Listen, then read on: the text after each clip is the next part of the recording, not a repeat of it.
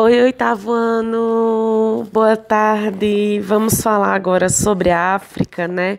Sobre o relevo da África, sobre a hidrografia da África, esse continente tão maravilhoso, tão especial, cheio de exuberância, cheio de coisas incríveis, tanto na parte geográfica como na parte cultural, né? Primeiro de tudo, o relevo africano ele é composto predominantemente de planaltos. Se a gente vê aqui, ó, Planalto Central, Planalto dos Grandes Lagos, Planalto da Etiópia, o Planalto Setentrional no Saara. Então, existem várias formas de relevo, mas a predominante do relevo da África, do continente africano, é os planaltos, tá certo? Agora, vocês sabem o que é o Rift Valley? Vocês já ouviram falar sobre isso? O Rift Valley é essa parte vermelhinha aí. Ele é uma falha tectônica, né? Uma depressão alongada na zona de contato entre placas tectônicas lá na África. Localiza-se no interior do continente africano e se estende do Mar Vermelho até Moçambique. Imagine, né? Uma falha tectônica, uma depressão enorme dentro do continente africano.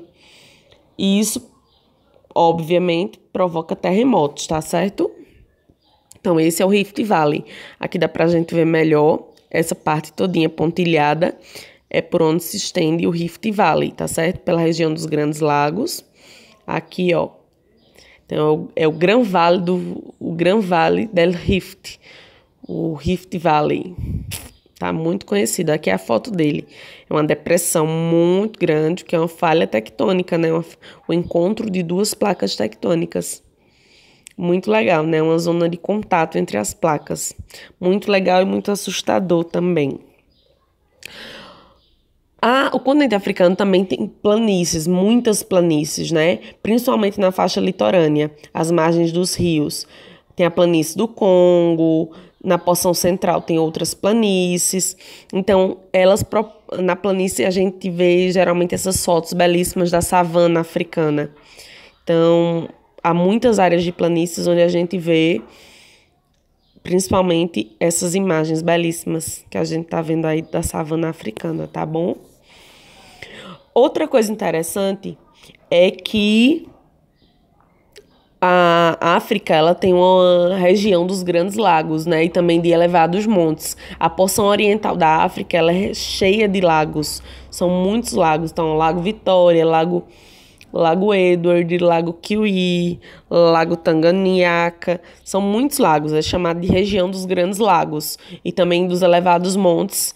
Então, por que tem isso, né? Isso é resultado dos movimentos geológicos da crosta terrestre ocorridos no período terciário e quaternário da era Cenozoica. Então, foi isso que formou esses grandes lagos, tá certo? Então, a África não é só uma área para quem pensa que é só deserto e seca. A África tem muitos recursos hídricos, tem muitos rios e tem muitos lagos também, tá certo? Depende da área da África. O continente africano é imenso, como a gente já sabe, passa por 4 hemisférios. E há um potencial. Aqui a gente vê, né, os montes. Tava falando, montes. Tem uma região muito grande de montes, que é chamada de região dos Grandes Lagos e região dos montes, que é bem próxima do Rift Valley, tá certo? Que é onde há a maior movimentação tectônica na África. E esses montes, obviamente, a gente não pode esquecer de falar do Monte Kilimanjaro, né? Que ele é um vulcão dormente e o seu pico mais alto, que é o Kibu, na língua local significa uau, ele ainda possui umas fumacinhas no interior da cratera, né? E ele pode voltar à atividade vulcânica, embora a última erupção dele ocorreu há 200 mil anos atrás. Ele é muito famoso, né? É o pico mais alto de gelo e neve, tá certo? E no final da década de 1880, o Kibu, que é o pico mais alto do Kilimanjaro, era completamente coberto de gelo e geleiras. Né? Hoje em dia ele está num processo de derretimento dessas geleiras desde 2007. Então muitas geleiras estão perdendo esse pico coberto de gelo devido à quantidade de CO2 na atmosfera, o aquecimento global, tá certo? Então, o Kilimanjaro é muito importante para a população em termos geográficos, em termos culturais, em termos de turismo, mas principalmente porque para eles o monte tem vários significados, tá certo? Aqui, outra visão. E a África, ela tem um potencial hidrelétrico muito grande, né? Embora ela tenha aquela grande área, a África não é só o deserto do Saara. A África, ela tem um potencial enorme hidrelétrico, tá? E tem grandes rios nos planaltos. Esses rios de planaltos, eles favorecem a ocorrência de cachoeiras. Por isso faz com que haja uma propulsão, né, uma probabilidade para várias hidrelétricas. Então, a África, ela tem um potencial hidrelétrico grande, tem muitas hidrelétricas por causa desses planaltos. Os rios, eles são rios de planalto, que formam cachoeiras que ajudam no potencial hidrelétrico, tá bom? Falando de rios, a gente vê aí, ó, nessa imagem o Rio Congo, né? O Rio Congo, que ele é um dos rios mais importantes, é o segundo maior rio do planeta em volume de água, né? Sua bacia hidrográfica, ele acolhe enorme diversidade de fauna e flora. Aqui a gente vê o rio Níger, na Nigéria. Ele nasce na Guiné, na verdade, e atravessa Mali e Nigéria, antes de desaguar no delta, no Golfo do Guiné. Então, esse é o rio Níger, as águas amarelas. E aqui o rio Nilo, tão conhecido, né? Ele segue em direção sul-norte da porção oriental da África, desemboca no delta do mar Mediterrâneo. E o rio Nilo, ele tem toda uma história, porque ele tem todo um contexto que ele não é só um rio conhecido, um rio caudaloso. É um rio muito interessante porque, embora ele atravesse o deserto do Saara, ele não seca, né? Porque muita gente pergunta, por que o rio Nilo não seca mesmo atravessando o Saara? Isso é muito interessante, né? As mudanças climáticas provocadas por tudo isso fazem com que o rio Nilo não seque. A nascente do rio Nilo e parte do curso dele estão em áreas muito úmidas. Então, o rio Nilo, mesmo atravessando o Saara, ele não... Se você olhar o mapa, ele, ó, tá vendo o curso do rio Nilo aqui?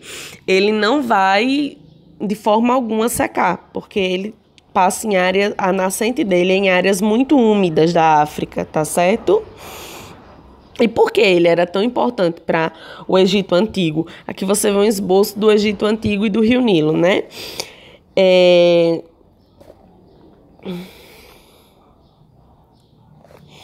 O rio Nilo, deixa eu só pegar aqui, pessoal. Ele era importante para o rio Nilo, ou o rio Nilo era importante para o Egito Antigo, principalmente, né? Porque nessa área o rio Nilo, ele depositava nutrientes... Eita, eu saí, não foi, pessoal? Peraí. O rio Nilo, quando ele entrava em épocas de cheia, ele depositava nutrientes nas margens do rio, fundamentais para desenvolver a atividade agrícola. Então, os egípcios, eles precisavam, no Egito Antigo, plantar.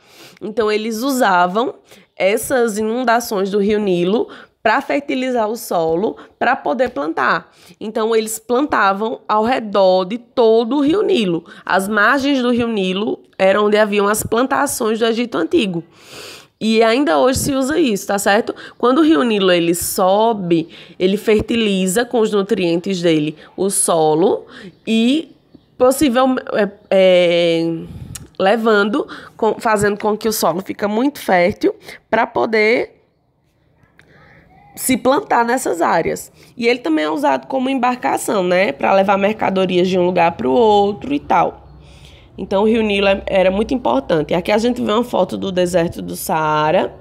Só para a gente entender, ele é considerado o deserto mais quente do mundo. Tá certo? Ele não é o mais seco, mas ele é o mais quente. E ele tem uma importância local muito grande. Eu quero que vocês pesquisem até sobre isso. Qual a importância local, né, do deserto do Saara? As características dele são várias, mas principalmente, além da presença dessa arenização das dunas, ele tem uma amplitude térmica muito grande, uma variação térmica muito grande, né? A temperatura dentro do deserto do Saara, ela cai drasticamente à noite, fazendo com que haja um problema grande na saúde das pessoas que habitam essas áreas, porque é uma variação térmica muito grande. De dia faz 40 graus, à noite cai 10, 20 graus, 15 graus. Então, é uma mudança climática muito grande em pequenos períodos, em um período muito curto. Então, eu quero que vocês pesquisem até sobre isso, tá bom? Beijo.